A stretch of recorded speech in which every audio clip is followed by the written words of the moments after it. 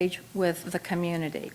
And some examples of that you've already heard about this evening, but some of them, this might be a spring break trip during a J-term, or a spring break or a J-term experience. For years, students have gone, for example, to New Orleans. Even many, many years after the event of Katrina, they are still going there to help people rebuild their lives.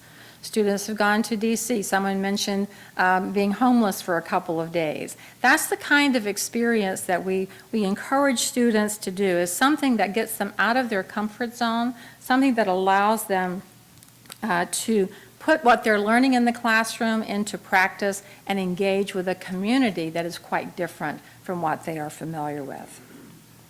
A third practice is learning communities. Now, the key goals for learning communities are to encourage the integration of learning across courses and to involve students in the big questions that matter beyond the classroom. Students take 2 or more linked courses as a group, and they work closely with one another and with their professors. Another example of a learning community that really relates to our faculty and to our staff, and is quite visible, is one called CTL. And this is our Center for Teaching and Learning, which is located over in the Bush Library. And this hosts sessions for faculty and staff to explore new ways of thinking, new ways of sharing how to teach, new ways of teaching. Certainly all of you have heard of the flipped classroom. Some of our students are certainly participating in flipped classrooms right now. Or helping faculty with academic technology, or helping them to prepare special training or workshops for students. And so learning communities are forming around common needs, common aspirations, and students are forming learning communities in like interests.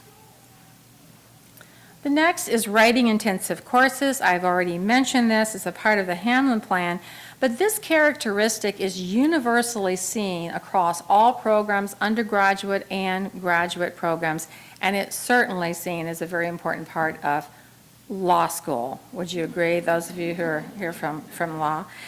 So the goal is not just to take a couple of courses, but that students really learn how to write in different forms for different audiences in different disciplines. So again, this gives them the breadth in their career aspirations to be able to utilize those skills. Next is collaborative assignments and projects. You know, there was a time when learning approaches were highly individual.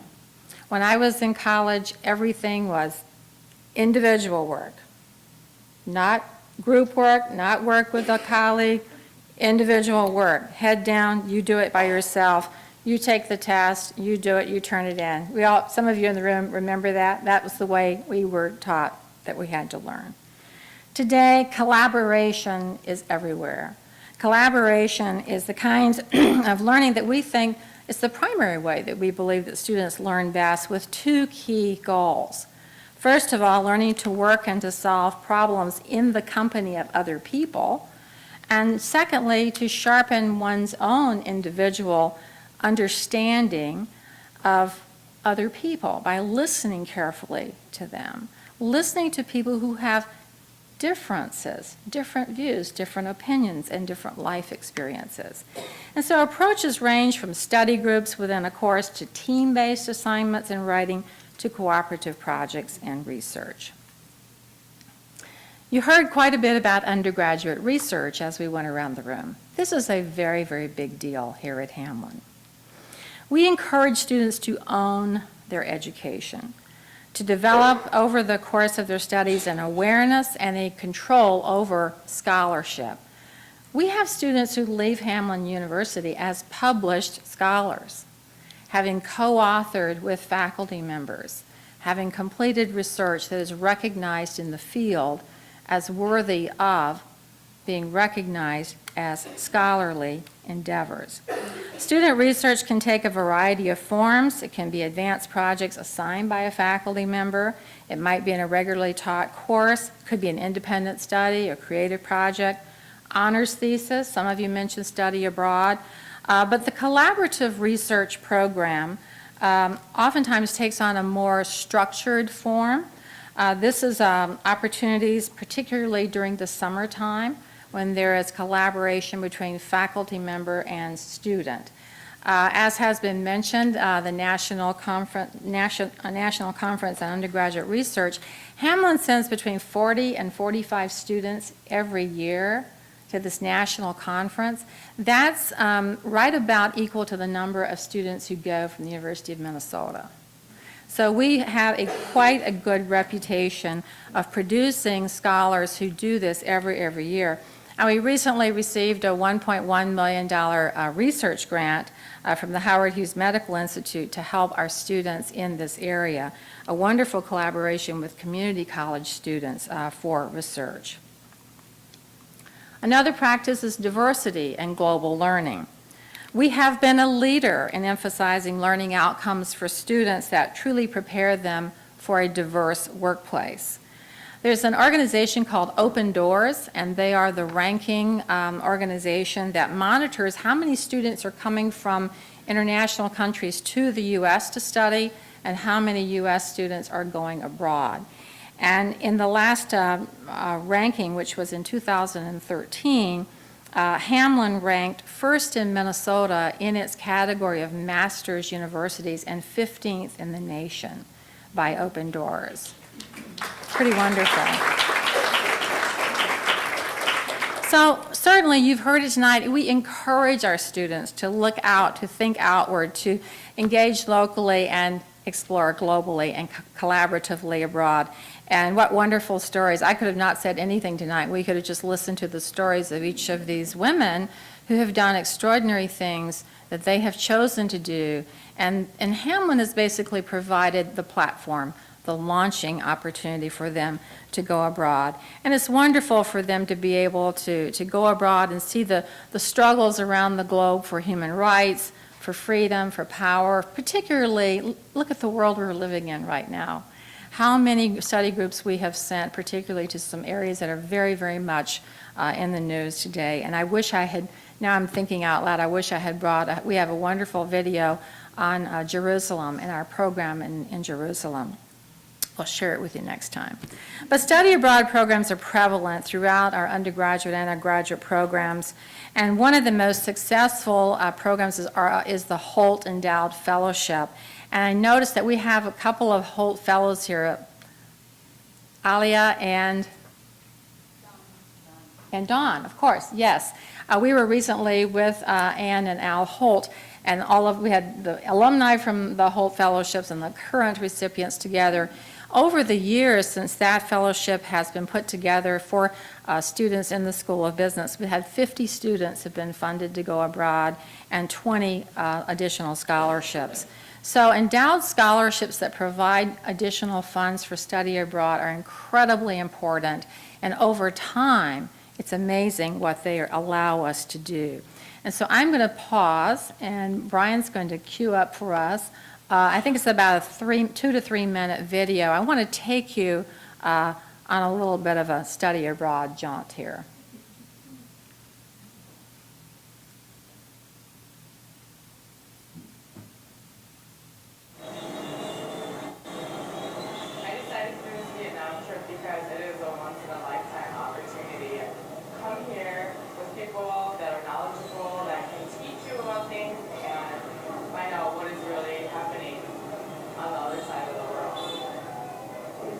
Access to companies that they wouldn't have access to. It gives them access to information that they would find hard to gather on their own, because we structure it very intentionally to give them the broadest range of experience possible, both foreign and domestic firms, service and manufacturing firms, both multinationals and joint ventures, and all of those things. I don't think there's any way in the world that you'd be able to come here and have access to such high-level people, Chevron, the American Chamber of Commerce, the U.S. consulates. Those aren't things you can just walk in and knock on a door and have meetings. Business executives are willing to meet with us, sit down, answer our questions. All the theoretical stuff, all the textbook stuff, the great case studies is really valuable, but when you see it in action, it's really different. That's one of the things that I'm able to do, is to tailor the experience, to say, well, we have some students who are very interested in marketing. Let's see what kind of marketing firm we can find for them. In terms of sales, I work for 3M. I'm a channel analyst. working globally also. The seminar gave me the opportunity to actually meet my colleagues at 3M Vietnam, gave me the opportunity to see firsthand what an emerging economy is with all the challenges and the opportunities. I tell students that even if your company is internationally active, your competitors are, and so getting any experience in international markets I think is very important. I'm going to look at things completely differently. Ever since I started the MBA program, my perspective about work has been constantly changing. I'm learning new things, I'm approaching things differently, I'm thinking differently. Without coming here and eating the street food, talking to the people, experiencing this for yourself, you would never be able to imagine it. The world is our marketplace now. If we don't embrace understanding that and being part of it and teaching it, exposing people to it, we run the risk of being not prepared to go where the opportunities are.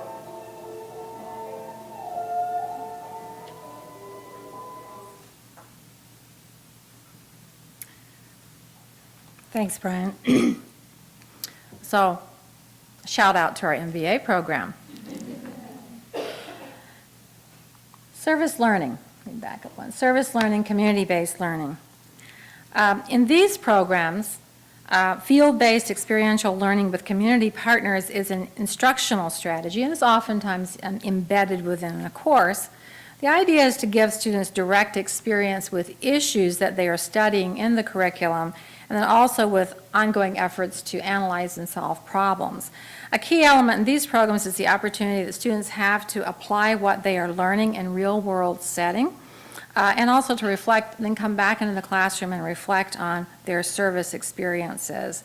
I think Hamline is always equated with the mindset of this is a service-oriented community.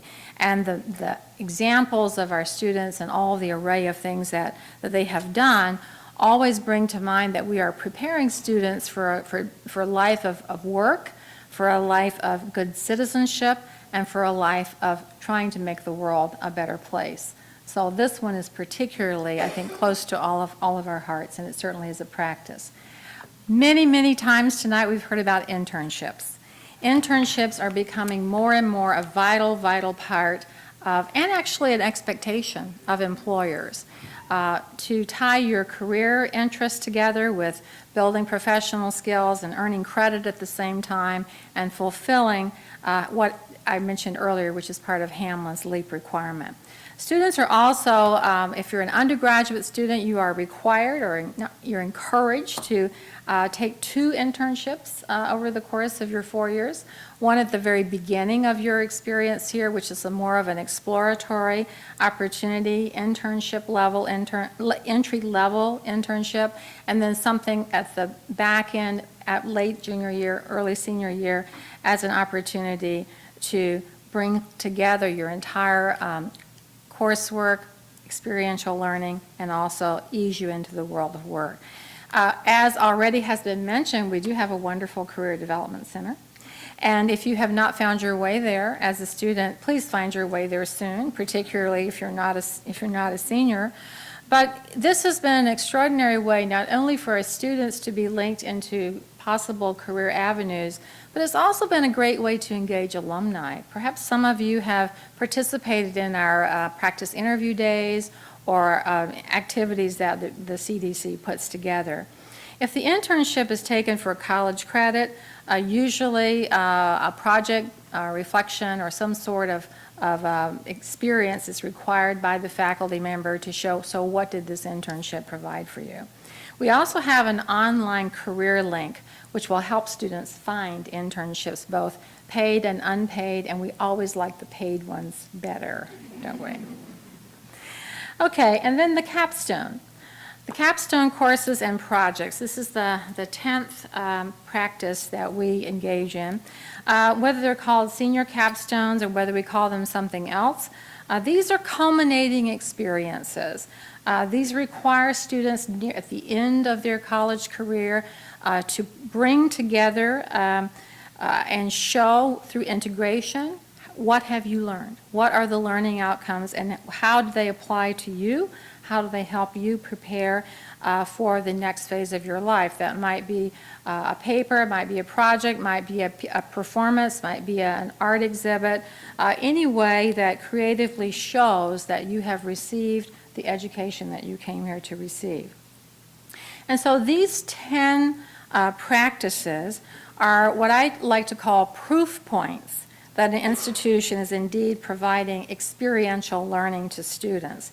Now, these practices apply. I've mostly been giving undergraduate examples of this in giving you how these work out in our university curriculum, but they also apply to our graduate and to our law programs.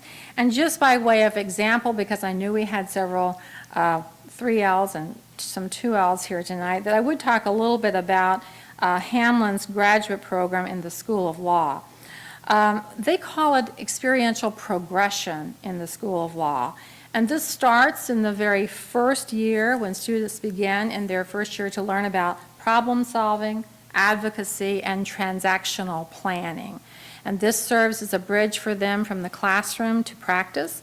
And so right from the beginning, I don't know if you recall this, but if not, I have heard that you were told this when you first come in, that you are treated like lawyers from the very first day of school. Is that true?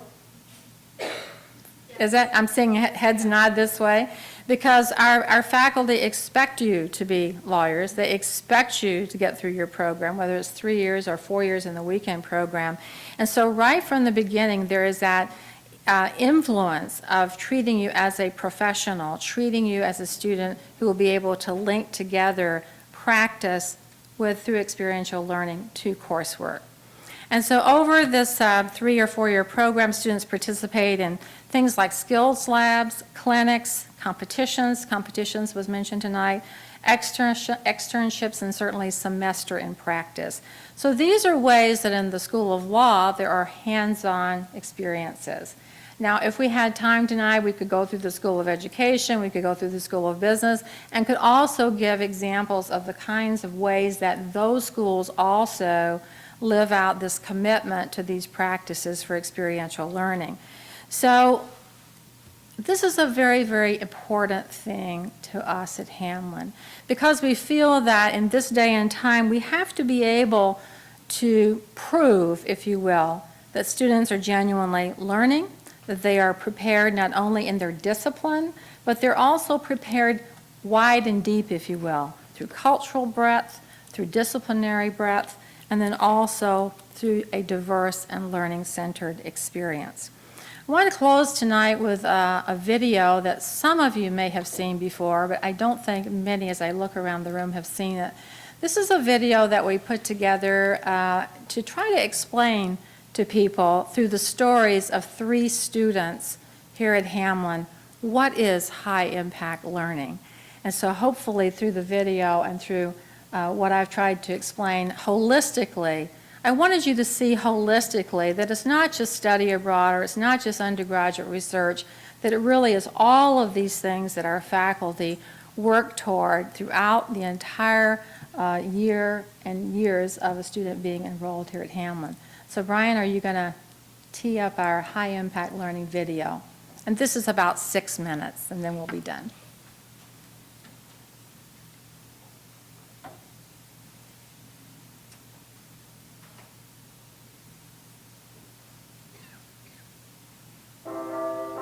Hamline is committed to high-impact learning, a set of best practices internationally recognized for student success. These experiences are intentional, driving students to be engaged and invested in what they study, both inside and outside of the classroom. Practices include internships, collaborative research with faculty, first-year seminars, capstone courses, and study abroad. For example, 100% of Hamline students gain experience in their field before graduating, meaning they have real-world experience that makes them dynamic, critical thinkers who are highly employable and promotable. High-impact learning is the core of Hamline. focused on the whole person, transformative in nature, and designed to create opportunities with outcomes for students that will be valued by the individual and society. To quote Hamline's Associate Provost Mike Reynolds, we don't merely provide some wonderful experiences for a few exceptional students, we provide exceptional experiences for all students.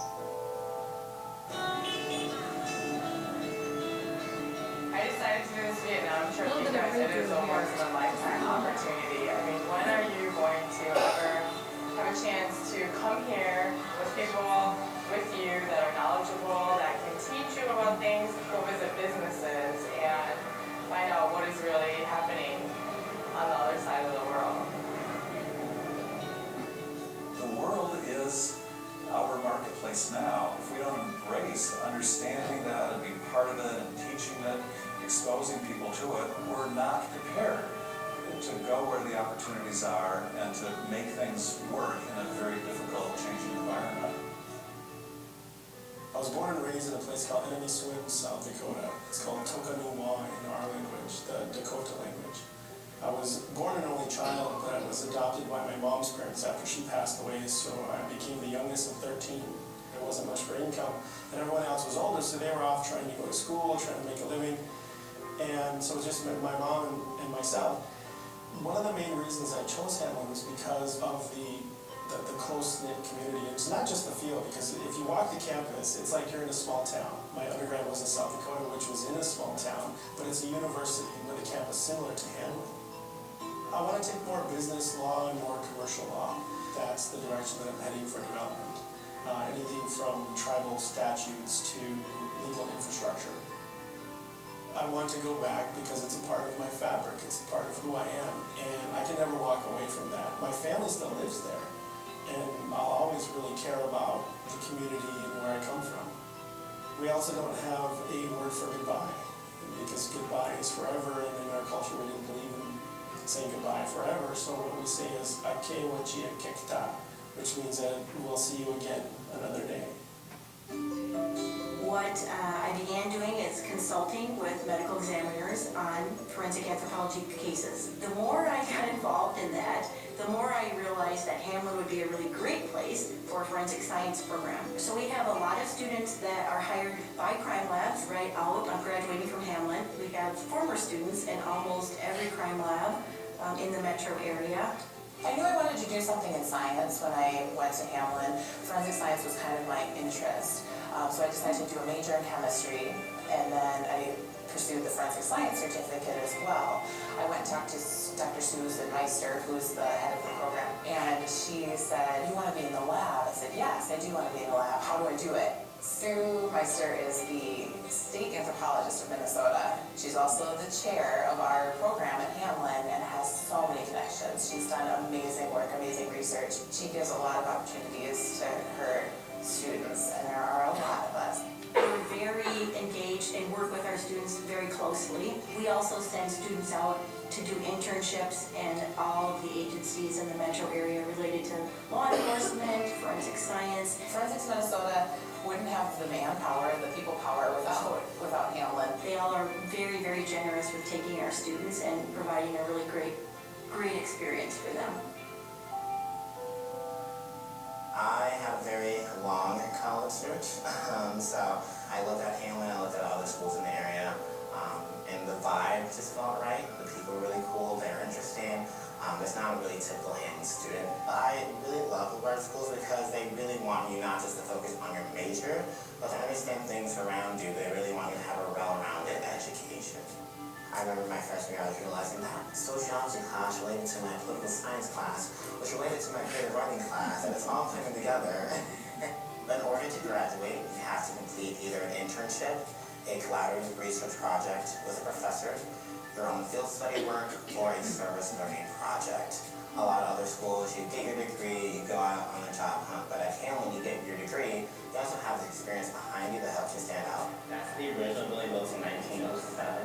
I work as a new student mentor. We work with the incoming classes and make sure that they know what they're doing, how to get involved, and then kind of make a smooth transition. What I love about Hamline, and what I think a lot of students will love, is that you have that one-on-one connection. you have guidance, whether it's your student mentor, your professor, your advisor, they're all there to help guide you through the process and to get you those opportunities that are not available to every student. The whole Hamline experience for me has been positive, and I'm looking forward to the future.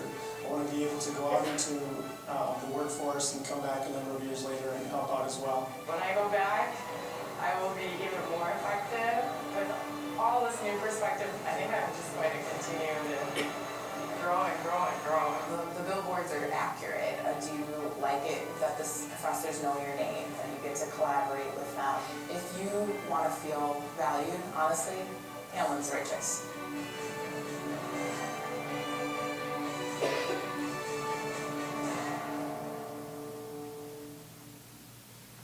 Gosh, I've never taken the podium before a drum roll. So, in the words of our students on the video tonight, and in the words of the students that we've had here with us this evening, you can see Hamline is really doing something that is unique.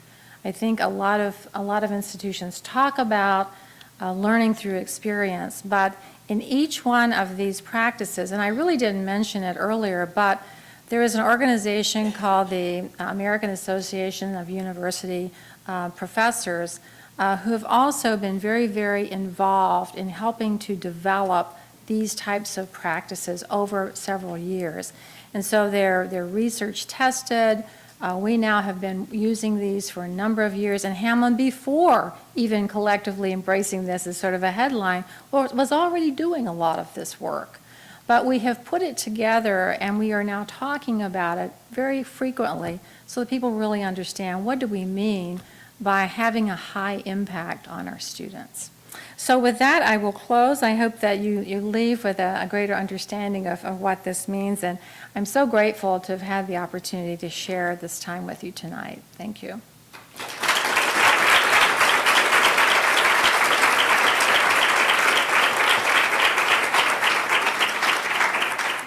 We have about 10 minutes for questions, if anyone would like to ask President Hansen or the students any questions.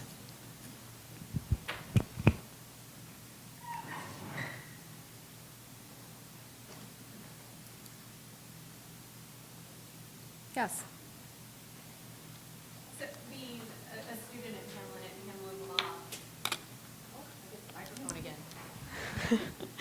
So this commitment to engaging with students, that's something I kind of felt right off the bat when I first did touring of a couple different law schools.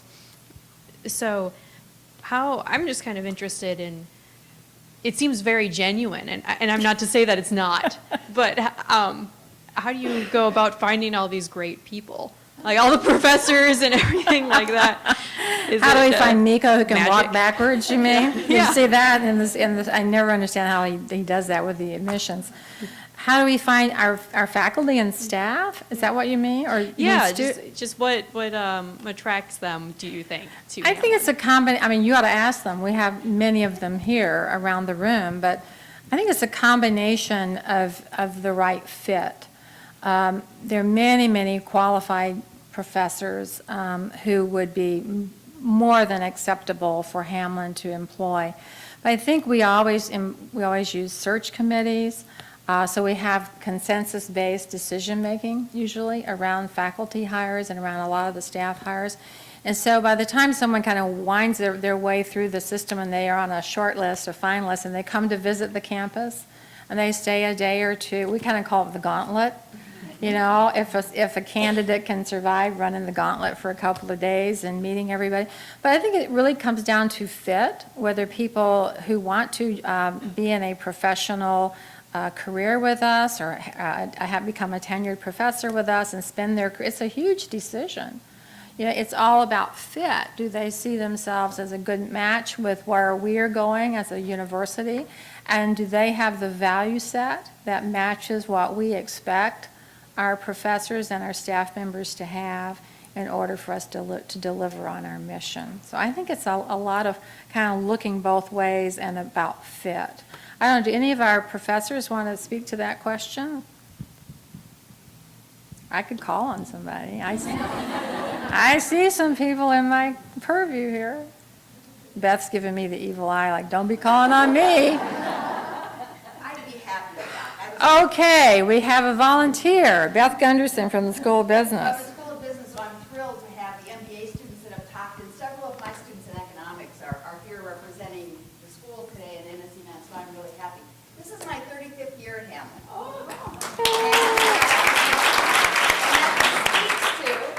How much I enjoy Hamline, and it's really about my colleagues. I think the colleagues that I have are just the best in the world. They are just, they are what make Hamline. We look at administrators, that come and go, but it's the faculty that are here. They really say that about us. But you're right. 35 years. 35 years, hey. Certainly, you have led us in 10 very, very interesting years, and we appreciate that. But it's the faculty that comes back, and my colleagues are the best. Yeah, great. Absolutely correct. Absolutely true. Yes. I kind of stumbled on this meeting. Curious my son goes to Hamline. Oh, He's a junior or a sophomore here. And I really have been very impressed with the difference it's made for him in the world, in the community, and the way he relates to the community. It was some of the work he did.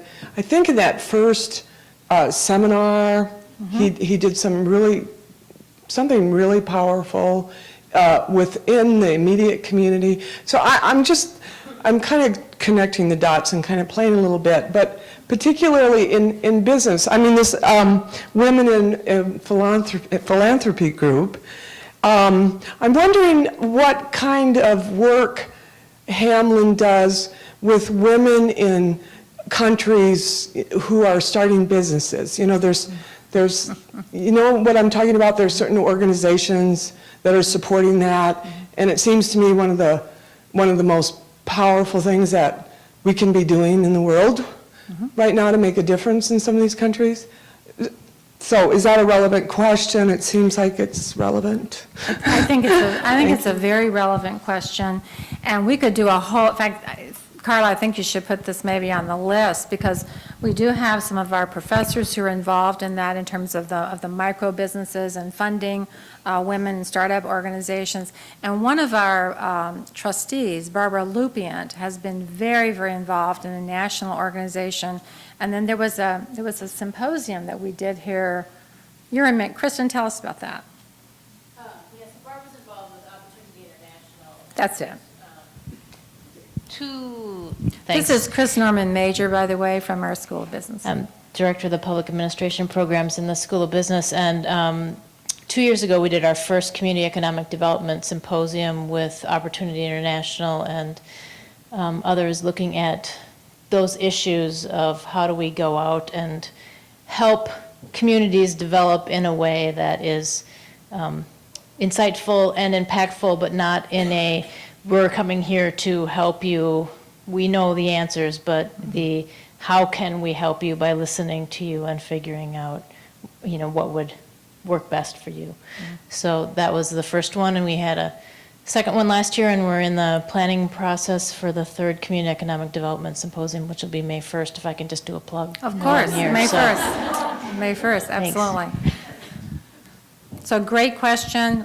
We have things to share that we are doing, and I'm just so pleased that your son had a good experience. Terrific. Is he a first year or second year? Yay! See, I had to ask that question. I love that the retention. Maybe one more question. I think we're supposed to close at 7:30, but is there another question or a comment? Yes, Gwen. Gwen Lerner, a trustee at Hamline. And a law grad. And a law grad. But I just wanted to make the comment that back to the question of where do we find these great staff and faculty and administrators for that matter. I have been impressed over all the years I've been associated with Hamline, how many Hamline grads come back and work here. They work on the faculty, they work in the administration, staff positions. I'm just amazed. And they've all been very, very good people, and suddenly you see the CLA and the year after their name or whatever it is. So I think that's a demonstration of how much they value the school. Great comment. Well, thank you, everyone, for allowing me to be with you tonight.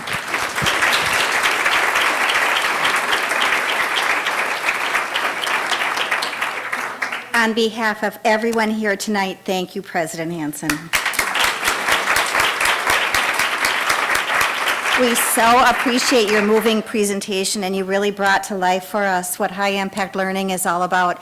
And I can really see it on all of your faces, and especially on the faces of the soon-to-be new Hamline graduates.